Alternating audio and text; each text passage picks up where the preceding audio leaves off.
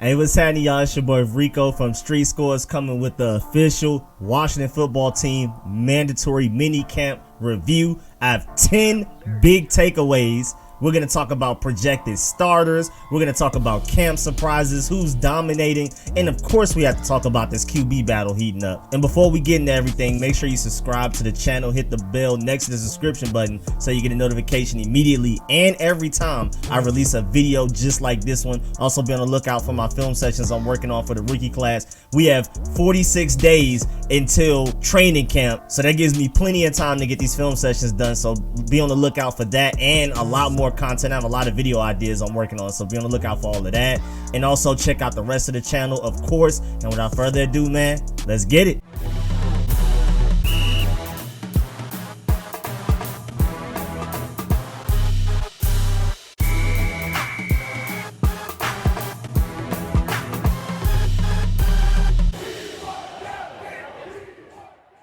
All right, takeaway number one, and the most important, I'm just going ahead and throw it out there in the very beginning. We're not going to wait till the end, not going to clickbait you. Immediately, number one is Heinicke is making an honest and strong push for becoming the starting QB heading into week one. The momentum is building, and it's being reported that even players on the team love Taylor Heinicke's potential. It's reported that a lot of them are interested in seeing what he can do if he starts a full season, and I'm pretty sure this is all stemming from what he did coming in the second half in place of Dwayne Haskins, and then what he did against the Buccaneers, honestly giving the Buccaneers defense the best QB play they saw the entire playoff run, including the Super Bowl against the Chiefs. You can honestly say Taylor Heinicke outplayed Aaron Rodgers, Drew Brees, even though he's on the tail end of his career, he's not the same, and Pat Mahomes. Players noticed those things. They felt inspired. There was a different energy when Taylor Heinicke was on the field. And it's reported that they do like Ryan Fitzpatrick, but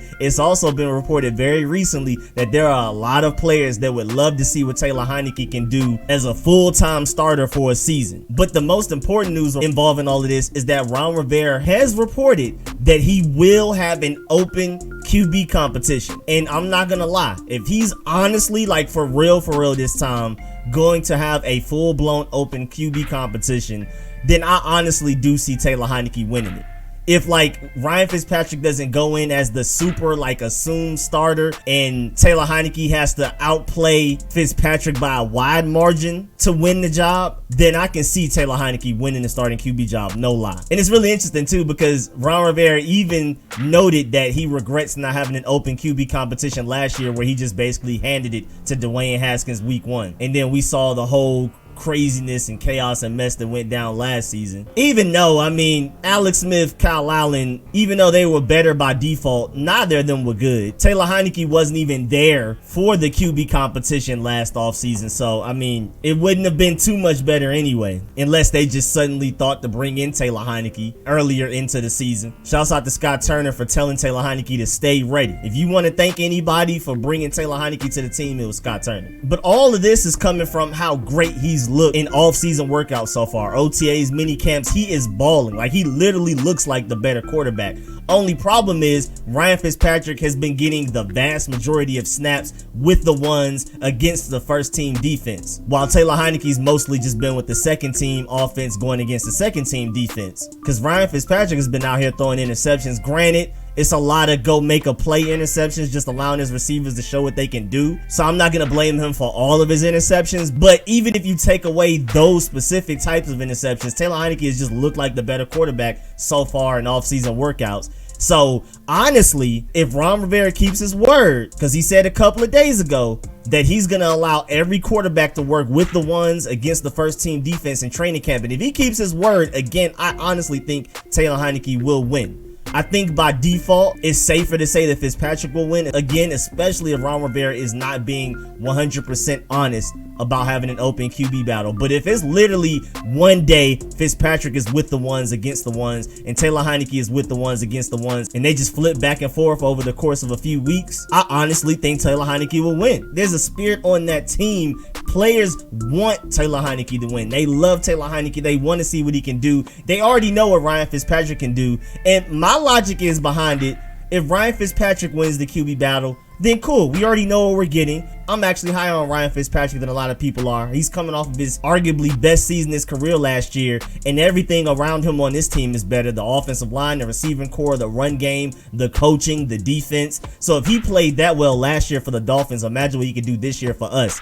But at the same time, I feel like if Taylor Heinicke wins the QB battle, I feel like we're getting the better quarterback out of it. Because, again, we already know what Ryan Fitzpatrick is. He's right here. We already know what we're getting. If Taylor Heinicke loses, that means Taylor Heinicke was outplayed by Ryan Fitzpatrick, and not necessarily that Ryan Fitzpatrick played at a higher level than we expected. I'm assuming Ryan Fitzpatrick is here, and if Taylor Heinicke wins the QB battle, that means he's here rather than here. And I would prefer the quarterback that's up here than the quarterback that's right here, if you get what I'm saying. I just feel like it's best for everybody if Taylor Heinicke earns the starting job. But again, if he doesn't, no need to panic. Ryan Fitzpatrick is a good quarterback. He had a top 12 QBR over the last 2 seasons. So it's not like we're getting a back-end quarterback. A lot of people are ranking him like the 20th best quarterback in the NFL. That's not necessarily true. And again, he's in a situation where he's going to have the best situation around him that he's ever had in his career, just as an entire team. You can nitpick like maybe this one team he was with had a better receiving core. This one team he was with had a better offensive line. But for a team as a whole, this is easily the best situation he's ever been in his entire career. But I'm rooting for Taylor Heinicke because, again, my logic is this is Ryan Fitzpatrick. If Taylor Heinicke loses, that means he played right here, because there's not much variance to what we expect out of Ryan Fitzpatrick. So if Taylor Heinicke wins, that means he reached here, and that means that's the best quarterback possible. Takeaway number 2,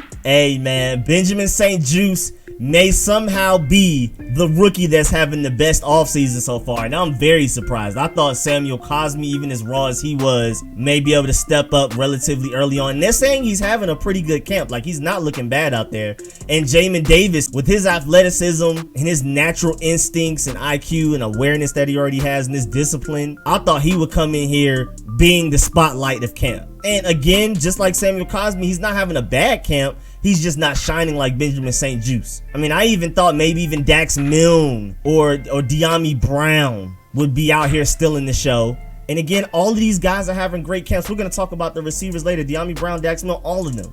Even Derek Forrest is having a pretty good camp. William Bradley King, Shaka Toney have all made plays, but all of them are being outshined by Benjamin St-Juste. And one side of it is because he's like playing with the first team defense. Like, he's covering Terry McLaurin. Whereas like De'Ami Brown and Dax Milne are getting work against the backup defenses, so it's kind of hard to truly gauge how far they are in their developments. But like Benjamin St-Juste is literally making plays against the best receiver on this team, arguably the best receiver in this division, and one of the potentially top 10 receivers in the NFL. Like, Benjamin St-Juste is out here doing it against the best of the best and consistently. I mean, really the only couple of times he's been beat was a De'Ami Brown deep ball. And then, you know, Terry McLaurin's going to get his on anybody. I mean, he even caught William Jackson a couple of times. It's just certain things that Terry McLaurin does where you can't really find any corner in the NFL that could have covered that any better or even stopped Terry McLaurin from completing that pass and making that catch. Terry McLaurin is just that unguardable. So, I mean, it's like you don't expect Benjamin St-Juste to go 10 for 10 against Terry McLaurin in any given practice. But, I mean, he was out here balling in mini camps. Each day he had several pass breakups and should have been interceptions. That's the one thing I'm worried about, his inability to catch interceptions. There were a couple times where he literally had a pass in his hand, and it's because of how great he is in coverage. It's his IQ, his awareness. He's great in man coverage. He's great in zone. With his length, you can expect him to be great in press man if we need him to, which we probably will run a lot, especially with Bobby McCain on the back end. We're going to talk about him a little bit later. But like, the reason he's always in position for pass breakups and interceptions is mainly because of his mental progress and development. I mean, it just seems like he just looks like a seasoned vet out there a lot of the times. He's like reading routes, he's reading the quarterback. It's crazy. But at the same time, he's had some pretty easy interceptions right there, and he just wasn't able to pick them off and complete the play. I mean, one of them would have been a pick six if you would have caught it in a real game situation, but he just hasn't been able to corral them. So he doesn't have great ball skills, but again, his pass breakup ability is crazy. With his 6'3" length, him being freakishly agile for somebody his size, and then the fact that he's mentally way further ahead in his development than even what I expected from him, means that he may truly end up starting as our cornerback 2, and that will move Kendall Fuller to slot corner. Like I've been saying in all of my videos and live streams, I like Kendall Fuller. He's a good outside corner. He's an elite slot corner. So if we could just have a second corner to step up next to William Jackson opposite of William Jackson, to hold it down at outside corner and allow Kendall Fuller to play the position he's best at, that would make our secondary elite. And it looks like we may have found that gem in Benjamin St-Juste. I mean, a lot of people, even including me, felt like getting him when we got him in the 3rd round, I was a little iffy on it. I was like, wow, we probably could have gotten somebody else, maybe even get Benjamin St-Juste later in the draft. But right now, I keep saying you got to give Rivera the benefit of the doubt moving forward. And this may be one of his biggest claims to that. Like, this Benjamin St-Juste thing working out, if he ends up being as good as he looks in these OTAs and mini camps for real on Sundays, Rivera is going to be at an all-time high and trust the process. When in doubt, even if I disagree with Rivera, I have to believe that he's making the right decision. And draft picks like Benjamin St-Juste and his early development, he's way further ahead than what I expected him to be, especially by mandatory mini camps. We're not even talking about training camp or preseason. He's already out here making plays consistently. Again, it's not even just like he's having flashes, he's having highs and lows. He's just a consistent, great number 2 corner right now. Again, even covering the likes of Terry McLaurin. Stolen interception from him where he ripped it out of Terry McLaurin's hands. He has had several pass breakups against Terry McLaurin in the open field and in the red zone. Man, this Benjamin St-Juste thing is definitely one of the biggest surprises this offseason so far. It may be the biggest surprise to me. Then takeaway number 3. Newly acquired Bobby McCain is that true, rangy center fielder, playmaking free safety that we've been looking for years. We haven't had one in forever, and thank goodness we may have finally found one. He is out here making plays in camp. And like I keep telling y'all every time I mention Bobby McCain, through the first 5 weeks last season, he allowed the worst passer rating when thrown into his direction out of the entire NFL through the first 5 weeks last year. It was literally a better and smarter play to just throw it out of bounds immediately after you hike the ball than to throw it towards Bobby McCain through the first 5 weeks last year. And now with this defensive line, with these corners that he's playing alongside, this linebacker group, imagine how much better he's going to be with his job being even easier than what he had for the Dolphins last year. This team is going to get all kinds of pressure on guys. This is the best defensive line in the NFL.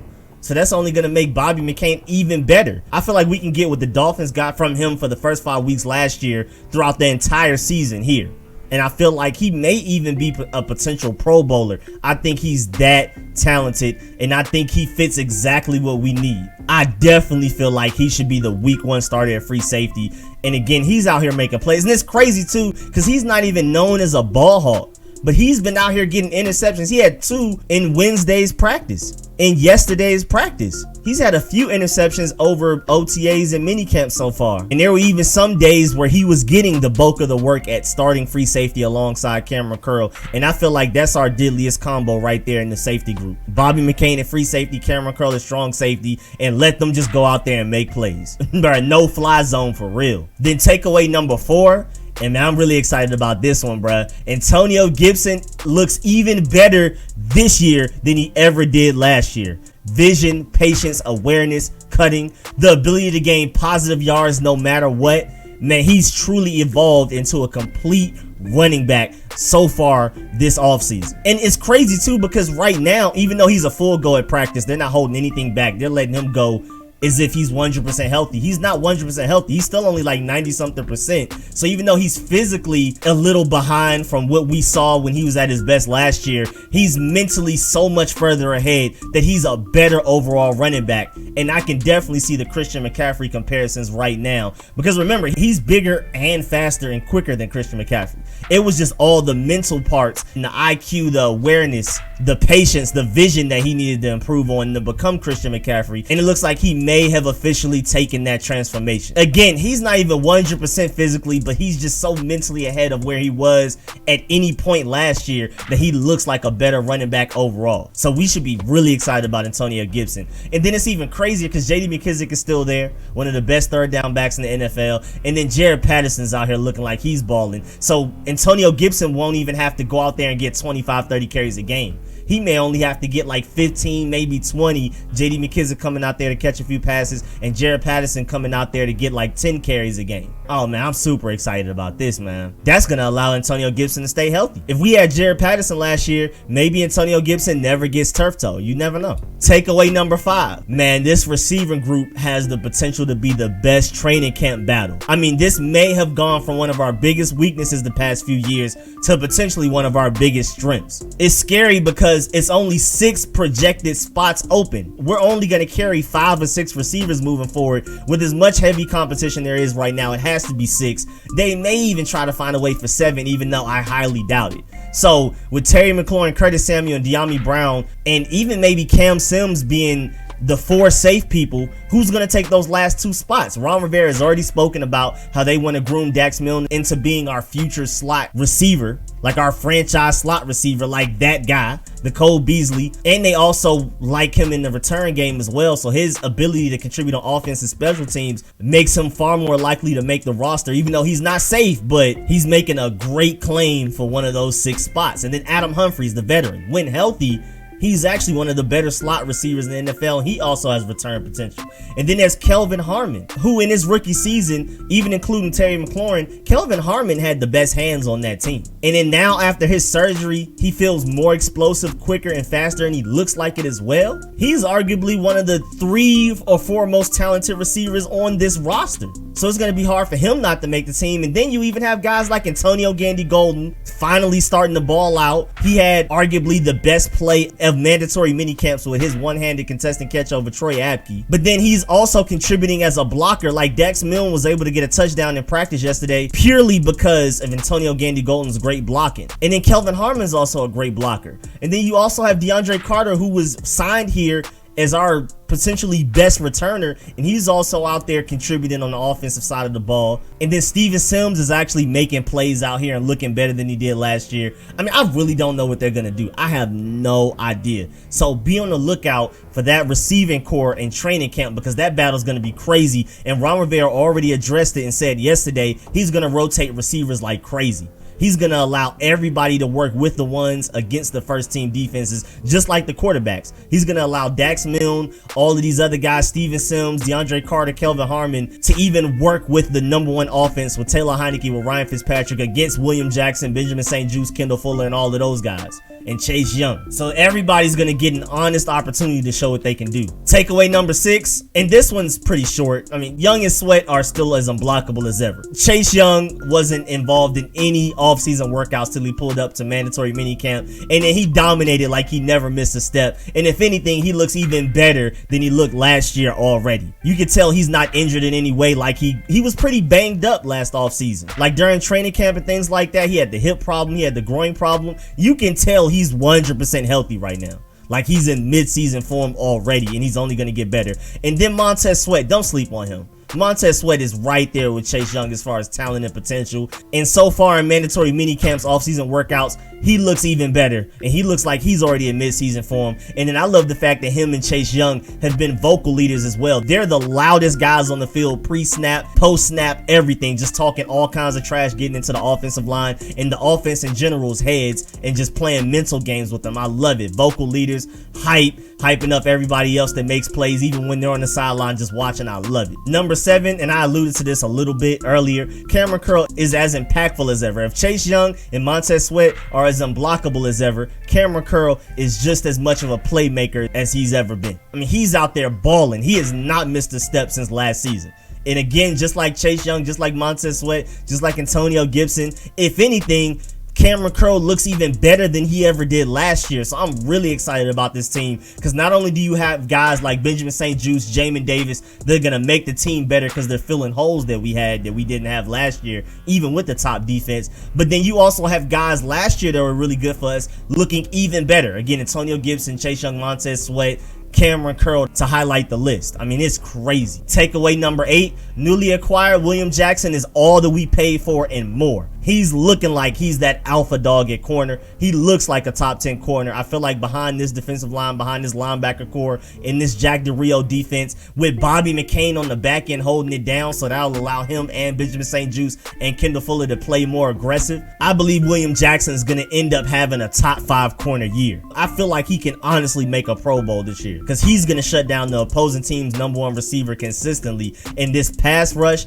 and Bobby McCain's range on the deep end is going to help mightily with that. And then the fact that our linebackers are now more athletic than ever with Khaleke Hudson, Jamin Davis, Cole Holcomb, potentially Shaka Toney holding it down in the mid-tier area. So William Jackson just solely has to focus on covering the #1 receiver and really doesn't have to worry about anything else. Oh, he's going to ball out. Remember 2017, he statistically had one of the best cornerback seasons in NFL history. It was literally smarter to throw it out of bounds than to throw it towards him. Just like how Bobby McCain was for the first 5 weeks last year. That was the entire season in 2017 for William Jackson. And he was covering Antonio Brown when he was the best receiver in the NFL. T.Y. Hilton in his prime before the injury started hitting. I mean, all kinds of great receivers on his resume that he shut down. I mean, just one-on-one on the island with these guys. William Jackson is going to dominate behind this best defensive line in football because with the Bengals, he had to cover receivers for like 3 or more seconds consistently. I mean, even some plays having to lock up a receiver for like 8 seconds or something like that. But with us, with this pass rush, he's going to be able to be as aggressive as he wants, and he's going to average having to cover a receiver for like 2 to 3 seconds. It's not going to be fair. His pass breakups, interception numbers are going to go up. It's going to be crazy. He's about to put together a Pro Bowl resume and season with the stats he's going to put up and the advanced stats like passer rating allowed and all of that type of stuff. Oh, it's about to be really dangerous. Again, William Jackson so far in mandatory minicamps, OTAs, looks like what we paid for and more. I mean, it looks like we should have even paid him more money than what we gave him. Takeaway number 9, this offensive line depth is as advertised so far. They're holding their own against the NFL's best defensive line, and that says a lot. That's why I love about this team, because the defense is making the offense better, the offense is making the defense better. I love it. But as far as this takeaway specifically, going against Chase Young, Montez Sweat, Jonathan Allen, Daron Payne, Matt Ioannidis, William Bradley King, James Smith-Williams, Shaka Toney, and all of those guys is making the offensive line better, and people are noticing it. Like, the offensive line already looks better yesterday than it did at the beginning of OTAs. Like, you already see Samuel Cosmi and all of these guys not only gaining better chemistry with the guys around them, but just even like one-on-one block-wise, they're just getting better. They're going against the best of the best in the NFL. And so when they get to real game situations on Sundays and they go against all of these other defensive lines, it's going to feel really easy to them. I mean, if you're used to blocking against Chase Young and Montez Sweat all day, every day in practice, and then you're going against just other defensive linemen, other edge rushers, nothing's easy in the NFL. But, I mean, in comparison, it's definitely going to be a sigh of relief. I'll tell you that. And I'm expecting our offensive line, even if our starting group isn't the best in the division, we definitely are going to have the best depth. And again, Samuel Cosmi, Sadiq Charles, Eric Flowers, Wes Schweitzer, Cornelius Lucas, Charles Leno, all of these guys that aren't like 100% sure things like a Chase Roulier or Brandon Scher. All of those other guys are looking really good so far. Granted, the defense is dominating. The defensive line is winning, but that's expected when you have the best defensive line in football. But again, the offensive line is more than holding their own, and you're seeing progress day to day, and I'm excited to see what they look like in training camp. And then the last point number 10, no need to panic with the tight end group. We are in good hands, literally. Because first of all, Logan Thomas looks like he picked right up where he left off last year, looking like he should have made the Pro Bowl over Evan Ingram, and he already is back to that form in mandatory mini camps. I can't wait to see what he looks like in training camp. But then our recent draft pick rookie John Bates is out there looking like potentially a better blocker than Logan Thomas, and his hands look really good as well already. Like, I wouldn't say John Bates today looks better than Logan Thomas right now, but I would definitely say John Bates today looks better than week 1, maybe through week 5 Logan Thomas. Like, I think John Bates is already a better tight end today than what Logan Thomas was early on last season, and that has me excited because now we'll be able to run 2 tight end sets. And the important part about that, remember, even Jay Gruden kept complaining about how he couldn't run 2 tight end sets because when Jordan Reed and Vernon Davis were on the field, we were obviously throwing the ball because if we tried to run it their way, it was over with for the running back. And then when Jeremy Sprinkle was on the field, we were obviously running the ball because if you throw it to him, he's going to drop it. Now with Logan Thomas and potentially John Bates both being dual threat tight ends, we will not telegraph to the defense every play exactly what our intentions are, and that's going to keep defenses on their toes playing honest. And with a team this explosive, this fast, this athletic, a defense being very neutral and not focusing on stopping one particular thing any given play, it's going to allow our offense to do whatever we want. We can run the ball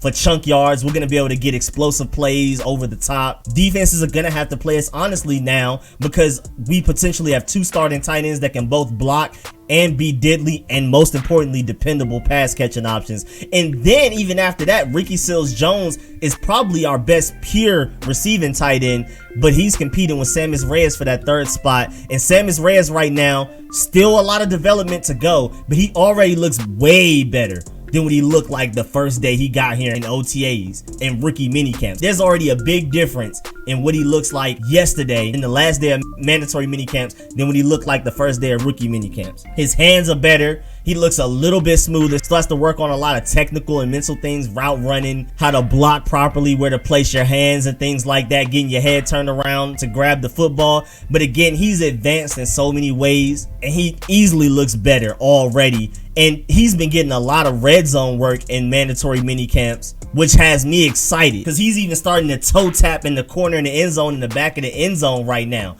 His hands look soft. Pete Honer, who if anybody knows what they're talking about as far as tight end goes, he's the one that took Detroit Logan Thomas and turned him into the Logan Thomas we have now. He said for Sammis Reyes to have never played football in his life, he has great hands. And Ron Rivera keeps comparing Sammis Reyes to what he saw out of Jimmy Graham. And it's crazy too because Sammis Reyes is even more athletic, faster, bigger, everything stronger. So I'm really excited about Sammis Reyes. He may not be ready week 1 to contribute as a dual threat, but he may be a red zone threat early on because again, they're already running red zone drills and he's showing soft hands, catching everything thrown to him. Even on an inaccurate pass one time, he reached out and grabbed it with one hand, and he's learning how to tiptoe inbounds right before he goes out the back of the end zone. So again, a lot of development there. I'm very excited about Sammis Reyes. Again, the overall point right here is that our tight end group is definitely in good hands and I'm excited. But yeah, man, that's the full wrap up of mandatory mini camps, the 10 most important takeaways. I'm very excited about this team, man. Please get in the comment section. Let me know how you feel about everything discussed in this video.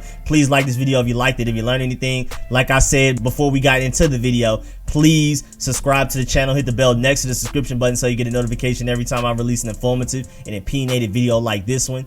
Be on the lookout for all of the rookie film sessions, including undrafted free agent rookie running back Jared Patterson.